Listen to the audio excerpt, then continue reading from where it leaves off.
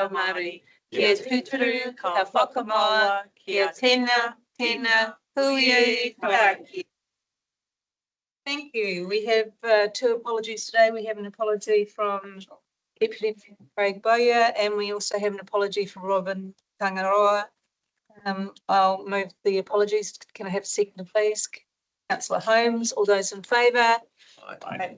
Carried. Thank you. There are no late items on the agenda, and there are no minutes for conference, and there are no committee reports. So we'll move straight to 6.1, which is the adoption of the annual plan 2026-27 consultation document and draft schedule of fees and charges.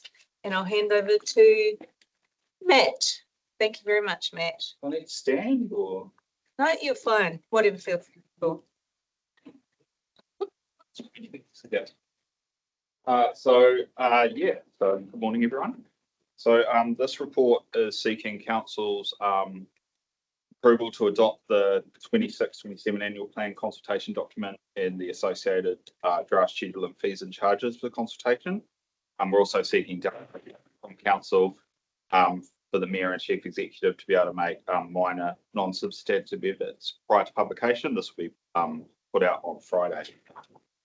So a bit of the context. So this is obviously year 3 of the 24 to 34 long-term plan. There's been no significant or material departures from the work program set out in the LTP. However, we recommend consultation because of the changes to user fees and charges, and also for the proposed lease fees charging framework, particularly the resource management chain fees charges that are being made need to be consulted on under the resource management. So key financial headlines. So there was an assumed average rate rise in the LTP of 6.5% for this year. Following the budget reviews, etc., the proposed average increase is 5.2%. In the consultation document, you'll see towards the back that what that looks like for different sections of rates is set out. So what that might look like for a commercial, what that might look like for a rural, and different types of residential.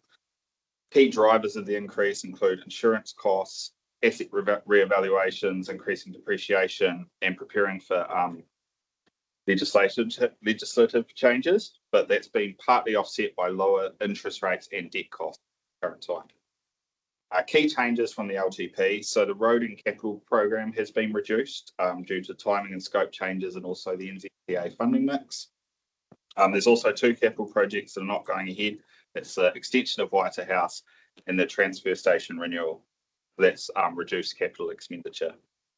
The consultation topics are user fees and charges. So on user fees and charges, most fees we're proposing to increase by 2.6%, which is the Burl local government inflation rate. There's some targeted increases where the council had set cost recovery as the fees, and the costs have increased. So we're increasing the fees associated with that to ensure full cost recovery. We're also consulting on a lease charging framework, which is to bring consistency to how our leases for community organisations are set. And as part of that, we're also proposing a rent concession for up to 3 years for organisations who can demonstrate that the increase through the lease charging framework will hamper their ability to operate. So the consultation document and the report you receive sets out some criteria for that rent concession framework. So consultation is proposed to start on Friday and run through to the 28th of April, so finishing after Anzac weekend. We've got hearings scheduled in mid-May with the deliberations in late May, and that'll allow council to adopt the final annual plan ahead of the legislative deadline, which is the 30th of June 2026. So the report's seeking your agreement to proceed with consultation and kick off that process to allow the community to feedback on the annual plan, and the council consider their feedback through that process. Thank you. Thank you, Matt. Do we have any questions of Matt? Councillor Nelson? Thank you. Thanks, Matt. Where's the actual form that the community will be using to do the consultation? So we are finalising that. We will be able to provide that to you later today. The comments, the questions are set out in the consultation document. It has the usual demographic information requested, and then it has those questions, but we will provide that to you later today. We're just finalising questions. I guess it's the comment then. I feel that that document needs to be asked before we do this, because questions can be asked in certain ways that can potentially get a certain response. And I feel that that should have been ready for this page now. So I find it really hard to support I support consultation, which I think is awesome that the community gets that chance, but we need to see exactly what the form of the process that's being used. I do remember several years ago when the process used to council bills was incredibly complicated, and many people didn't use or didn't consult because of actual process required to do it. So I feel that that is actually needed before we can approve this paper.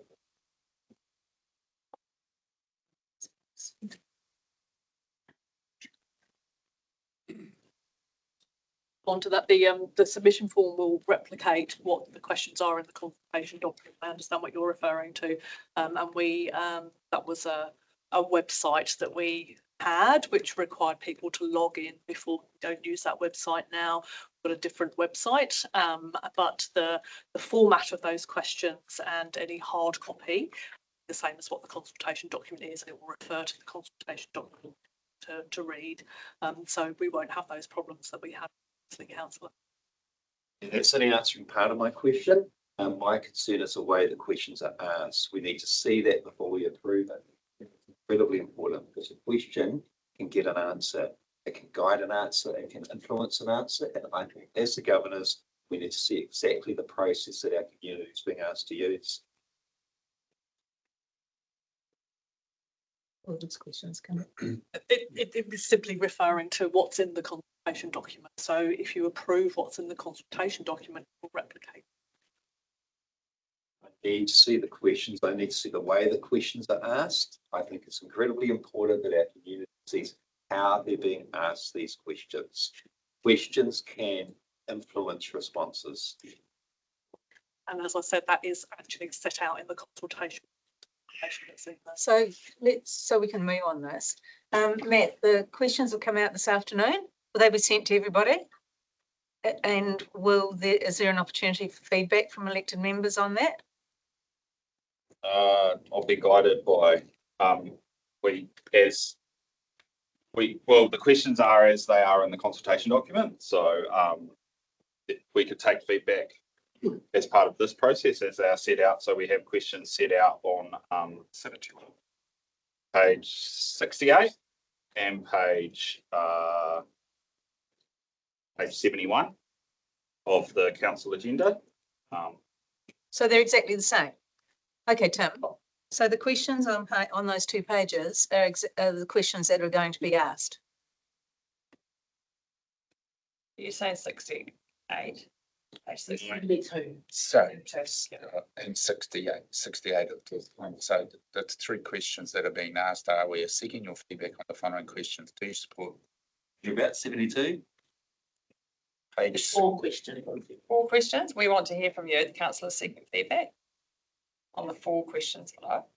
Yeah, I can't find them. 71 if you digital. 71. 71. Is that right though? They're the 4 questions? Yeah, I've got it. You're looking at the number You and the toggle in 70. council is seeking feedback. Where's Lee's charge? Sorry, I didn't read through this. I couldn't find this specifically. Chief?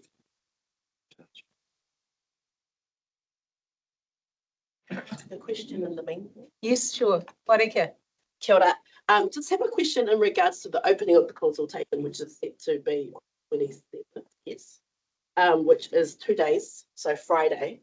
I'm just concerned again about the lead up to the consultation and the comms that's gone up and leading up to the opening. Like, I don't know if we've built the community enough to be prepared, you know, that this is coming in. The open window is only a month. So just kind of not sure if it's like enough time or lead in time to prepare the community to consult. And that's not a question. So do you think that's enough time to prepare the community for participating in the consultation? That is the process we had. So we're following the process that we've followed before. So it will be then followed up. So there will be a media release. There will be the Times Age have stories this week that this is coming up as well. We will push out to everyone on our email database, and we're also going to be sending emails, one to the main customers of the teams that are affected by user fees and charges. So out to our developers, out to builders, out to food businesses, etc., that are subject to those fee increases. And we're also emailing all the leaseholders that we currently have. So all the community leaseholders, alerting them to the consultation as well. So there's going to be a push on that on Friday. And we're going to be available to any questions, or if any community group wants us to come speak to them, we're happy to come speak through the proposals. Okay, so, Can I just add that the process is specified in the. okay, gotcha. Thank you. David? Matt, I've got a question about the rural numbering that you've mentioned here. Only a matter of a few years ago it was done. Is it going to be changed again, or are you just adding to it? Because the last few years it's been changed probably twice or three times.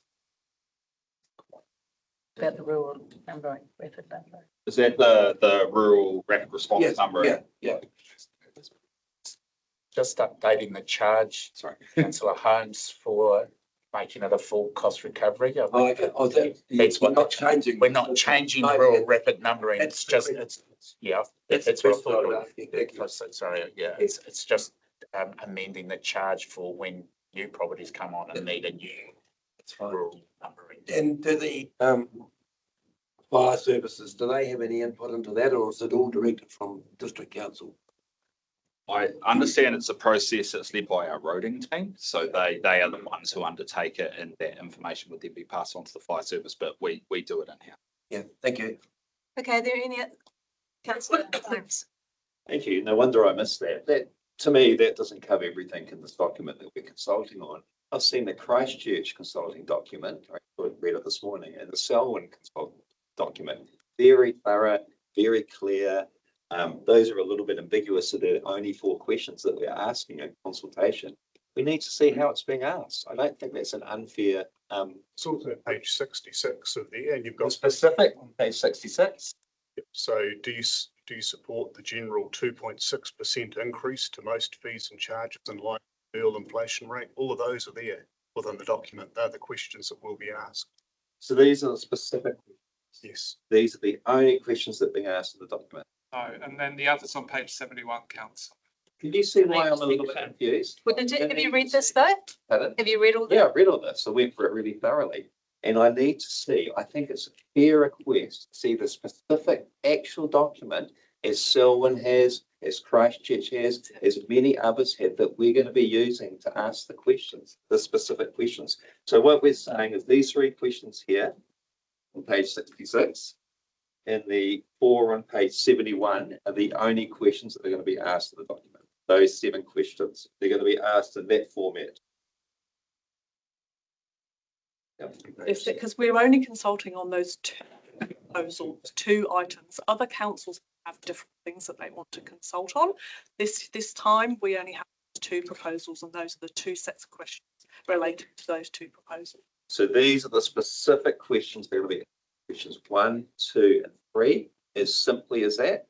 Yep. And 1, 2, 3, and 4 on page 71 as well. Those are the 7 questions that are being asked in that format and nothing else. Just those 7 questions. Demographic So the- information as well. So there will be the demographic questions that people can choose to answer or not answer. But specifically the questions that our community's been asked to consult on are these 7 questions. So it would have been really good to see that specifically put in place in front of us. Maybe I'm not as clever as the rest of the people in this room, but I found that hard to read looking through this document. And yes, I did read the documentation. Yeah, I heard that. Just checking. Thank you. Any other questions for Matt? Gary, and then Stella? Really, I guess it's a statement really, but Matt, just to get this right, we're actually consulting on 2 particular matters, aren't we? So anything else, we're not really consulting on in terms of. So there will be, as all our consultation, there will be an opportunity for people to input free text. Yes. Those are the specific issues that have been agreed for consultation, but we will obviously summarise for council any other themes that emerge from feedback. They aren't the things that we're answering, but people will write. And those, and that's, I mean, for me personally, that has been made clear weeks ago that we were just on two things. So, I mean, I think the questions are pretty clear, really. Councillor Lennox? Yes, thank you. Yes, thanks, Matt. Just a question. I know that these are quite specific focus questions, things, but will we still be taking this out to the public and what shape and form will that be through social media, our website, obviously Facebook, antenna? Just the comment. Yes, so we have a press release. We have what else do we have? We have Antenno. We have the mail outs. It will be on our WhatsApp Whakaori page, so it will be up on there. Our previous consultations set out there with a survey people can answer as well. So it's going out in all the formats people will be used to. Yeah, and apart from ourselves personally doing our own reach feel out to the communities that we represent, is there any expectation of elected members to be on the ground like previous, long-term plan consultations? So we haven't scheduled because of the reason with also consulting on the development plan. We haven't scheduled the pop-ups. We haven't seen a great level of engagement from those pop-ups. I mean, I think I was good in Charlie's lane with most of the people around this table and being notice how many people come to Marston that don't actually live in Marston. Yeah. So we haven't scheduled those at this time. And if a community group wants us to attend, if elected members want to go out to events, we can also look at potentially providing support. Awesome, cool. Councillor Nelson? Just, you just said them before, so how, so with general feedback, which we should have as part of, because the consultation document covers a lot of different information. So is there an area in which there's a sort of a free range to share your questions about anything to do with the consultation document? Yeah, so on the submission form will be anything else you share regarding the plan, free text box for people to have their say. Yep. So when will we see this document again? This afternoon. This afternoon. Warike? One more. I note that there's no question about the increase to the rates. Is that not something we're consulting on? So we're consulting on the consultation issues specifically set out. Obviously, changes to that will lead to a change in what the average rate might be. So that is the proposed increase with all the decisions that have been taken so far. There might be a change to that number depending on what final decisions council make, but the numbers an output of the decisions made. So I guess that's my answer. Yeah. Okay. No more questions? Councillor Goodman? Yeah, so under any other queries that people can feed back, just wonder, something sort of bubbling away at the moment. But if a whole lot of people said, oh, we want you to spend more on trees for the CBD, Karen's raised the point that we may need to consult on it. Personally, I would have thought it's insignificant what we're talking about, but she may have a different view. So if people did ask us to do that, we would have the provision to spend a bit more on trees. Would that be correct? If that's what they asked for. I think, I think I won't overrule Karen on that. I think that would be good information for the LTP process coming up, which we could gather and feed in. Yeah. I think it's a matter for deliberation. So if that information comes back and there's a theme, then that can be discussed during deliberations with the elected members before you adopt that. You may then choose to increase that. It's entirely up to you. I think Matt. Thank you. I think Matt summed it up too, to say that all other feedback will be collated and come back to councillors. Yeah, that was a good answer. Thank you. Yeah, thank you. Councillor Nelson. Thank you. Thank you, Wairaka, for raising that point about rates increases before. We've got the question here. Do you support the general 2.6 increase for most fees and charges in line with the Berlin inflation rate? should there be a question about rates, for example, with upcoming rate capping legislation between 2% and 4%? Could there be a question like, do you support our rates increase being 5.2%, in line with the fact that we're being asked to have rates increases between 2% and 4% in upcoming legislation? Well, it's not legislation though. Or it's upcoming proposed legislation. Yeah, but it doesn't mean that it's going to be legislated. Again, I find this isn't clear enough. You may think it's clear. You've highlighted those 7 questions, and some of the very, very specific questions, especially the second line of 4 questions, compared to a question about rates, which isn't asked in the consultation process. And I think if rates are what we are all about as a council, there should be a specific question about that. So again, thank you for raising that. Any more questions? No? Okay. Do I have a mover for the motion, which is a recommendation on the report to adopt the engagement plan document, authorises the Mayor and Chief Executive to approve minor edits, and notes on stage 2, the testing that we heard stage of the development plan engagement run alongside the annual plan from Friday, 27th of March to Tuesday, 20th April. Do I have a mover of? Yeah. Thank you, Councillor Warika, and seconded by Councillor Caffel. All those in favour, please say aye. Discussion, sorry. Tim? Yeah, again, I feel like we should have this question format in front of us. It's the most important consultation of the year, and it's not here in front of us specifically. Format, the way the questions are being asked, I think some of the questions are incredibly specific. It's not a question specifically about weights, which I think is a massive oversight, so I can't support this. Any? Councillor Caffel? I'm the dead opposite to Tim. I think that it's been very well presented. I think that there's an opportunity for ratepayers, as Brent has pointed out quite correctly, to make the points about various things that they might want to. From my own point of view, I would urge the people, the submitters, to look very carefully at the fees and charges that we're putting forward. There are quite a few changes there, and I think that it's important that people get their heads around the fees and charges changes. But they also need to accept with changes, it comes possibly a greater rate increase. So we have managed to keep the rates down to 5.2. Nobody is ever happy with the rate increase. But 5.2, when you compare it to other councils around New Zealand at the moment, and I've been reading very carefully most other council reports, we've managed pretty well in a very difficult circumstances. And but I would urge ratepayers and residents who are looking at this to look closely at fees and charges. If they're not happy about user pays, they need to accept that there will be a further increase in rates. Thank you. Marika?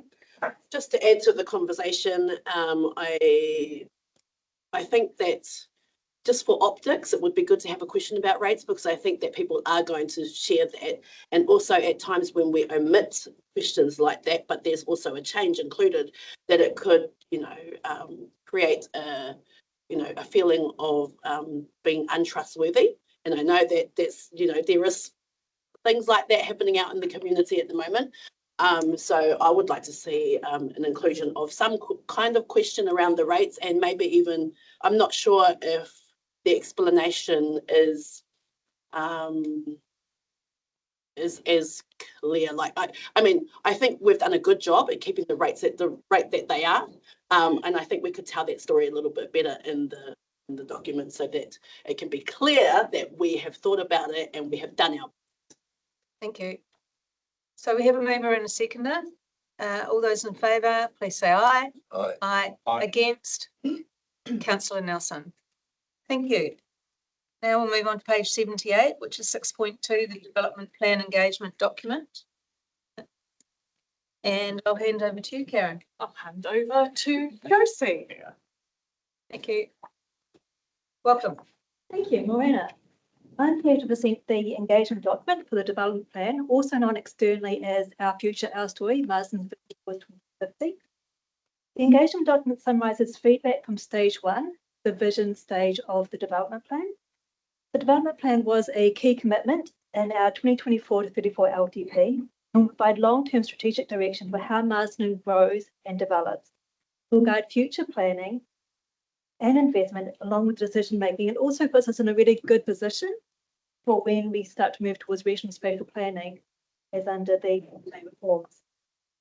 So stage one, the vision, is now complete, and that ran from September 2025 through to February 2026, where we gathered about 2,000 feedback from the community across a number of different workshops, pop-up events, special interest groups, stakeholder meetings and hui, along with our online engagement platform. So across all of these events, we asked two key questions. What do you love about Marsden? To understand what's most important to our community. These are the things we want to protect, enhance, build on. And also, what would you change about Marsden? What are the challenges that our community faces? These are our areas for development. Also within our workshops and our stakeholder meetings and huis, we explored these topics in more detail. So in response to what people love about Marsden, there were a few key strengths that really came through. People love our community, our friendly people and our spirit here.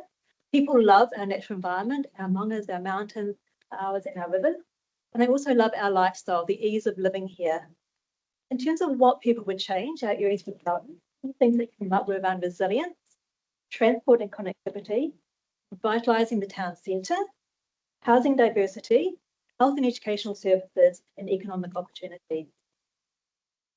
Along with all of this feedback, there were some key themes that ran through all the different feedback that we received, and we're proposing that these become principles that guide the way that we develop. Things that we're proposing are that it aligns with the treaty, that protects and improves our natural environment, it reinforces our unique identity, that it builds resilience, grows opportunities, and is integrated, affordable, fair, and inclusive. In addition to all of that feedback, we also have a range of suggestions for specific projects and actions. This feedback hasn't been forgotten. We will be considering it in the future stages of the development plan. So for now, as we move into stage two, we want to first of all test what we heard with the community from stage one. Did we hear our community right? We want to seek feedback on the proposed principles, and we also want to explore community ideas of how we can move towards this vision together.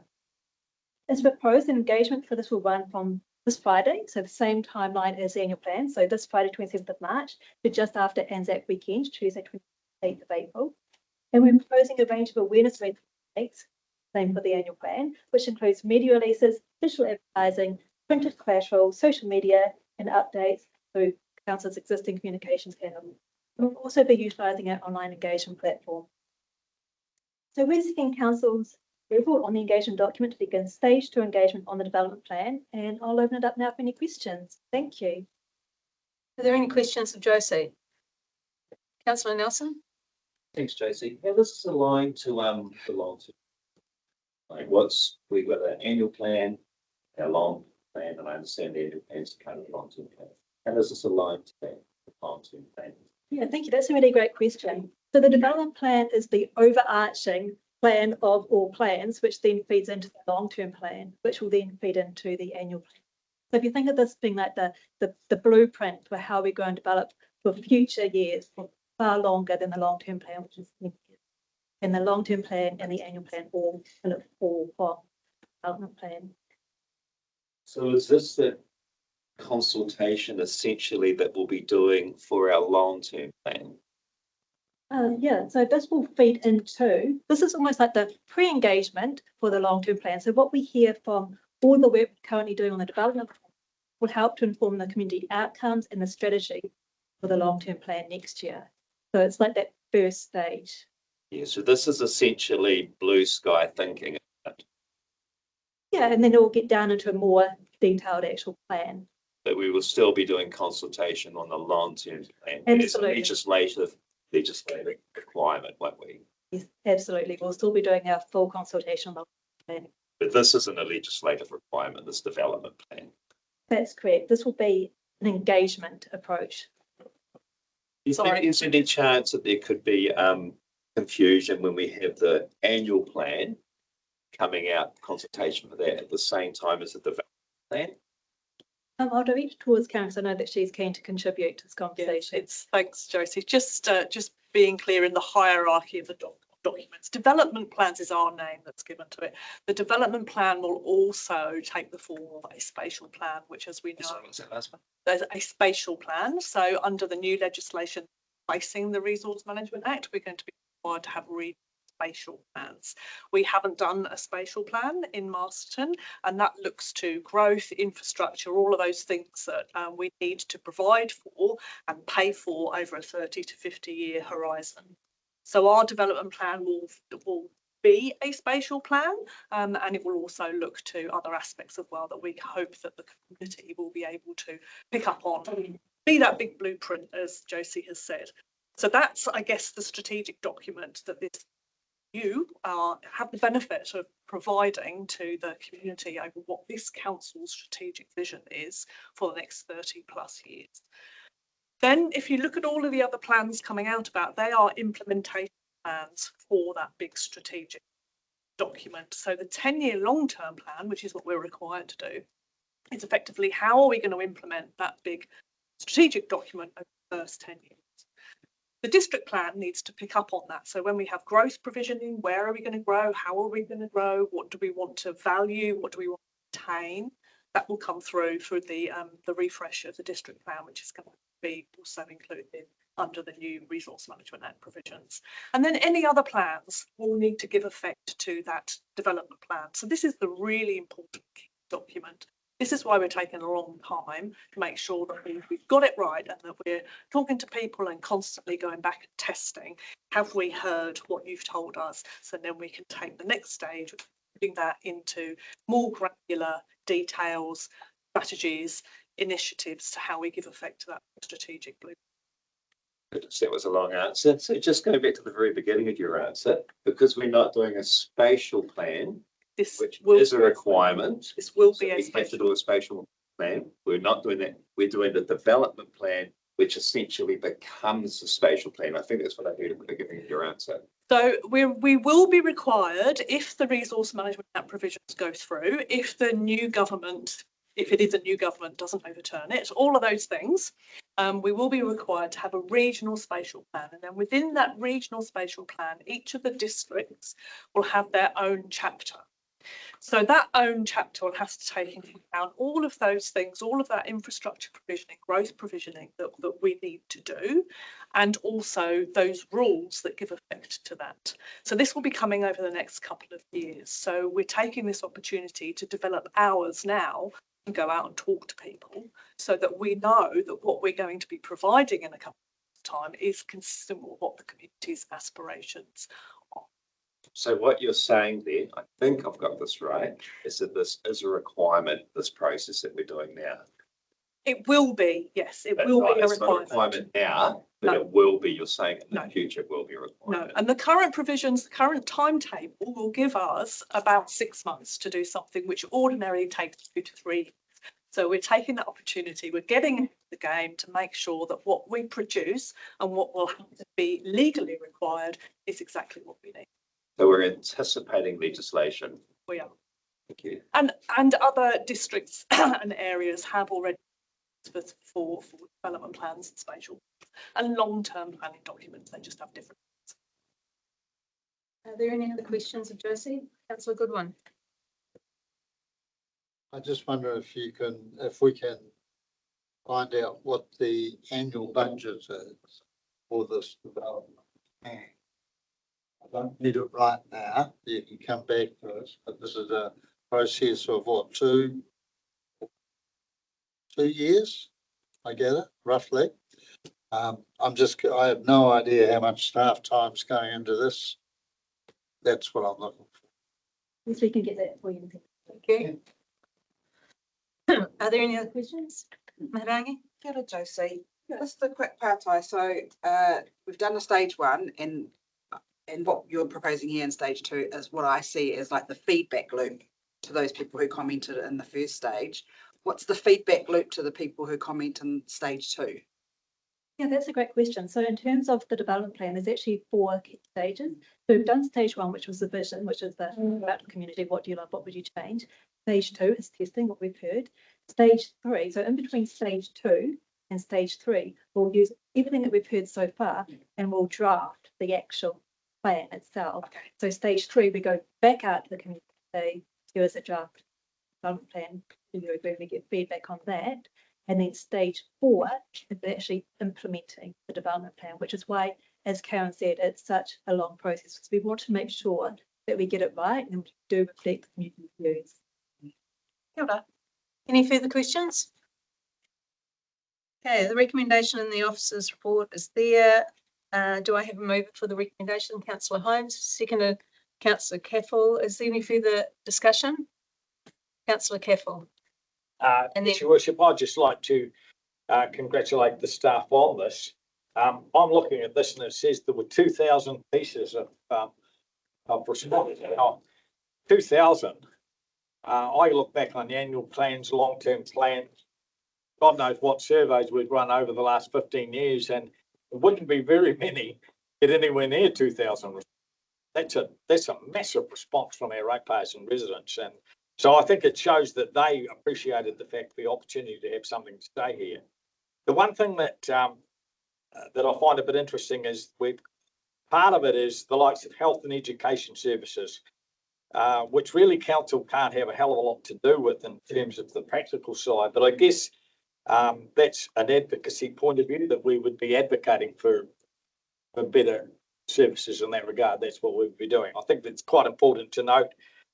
Perhaps to the public even, there are certain things that they would wish list that they've got there that really isn't really council business. It's but we can advocate for certain things, but really, just my point is to get 2,000 responses is amazing. Thank you, Councillor Holmes. Yes, I'd certainly back you up on that, Gary, but having chaired the Rural Advisory Group when we had a talk about the spatial plan and this whole process, I was absolutely astounded at the input those rural people put into it. And it was sort of really wasn't a spatial plan, it was really a vision, I suppose, and that's why I think it's so good that we're doing this for the whole community. Wairika. I too want to just add my thanks to the staff for, especially Tania, for leading the Mana Whenua, Tangata Whenua conversation, and also following that up with last minute request to come and talk to the Wairarapatanga, which is the Kahui Ako. Yeah, I think my understanding of the development plan is that this is the precursor to all the other plans, and it's something that we've never done before. So, you know, it's really cool to be able to see that, you know, the council is looking of different and new ways to do things that we've always done. So just mihi to council and the kaimahi. Thank you. Councillor Nelson. Just a question for you. You're saying the rural community is very appreciative of this process. They appreciated the opportunity to have this chance to share feedback. So they certainly did, and they were very constructive with what they said. And that's the feedback you've had. Yep. Thank you. Thank you. We have a mover and a seconder. I'll put the motion. All those in favour? Aye. Aye. Against? Carried. Thank you very much. There are no reports for information, and we now move into public excluded. I have a mover to David Holmes, seconded by Councillor Caffel.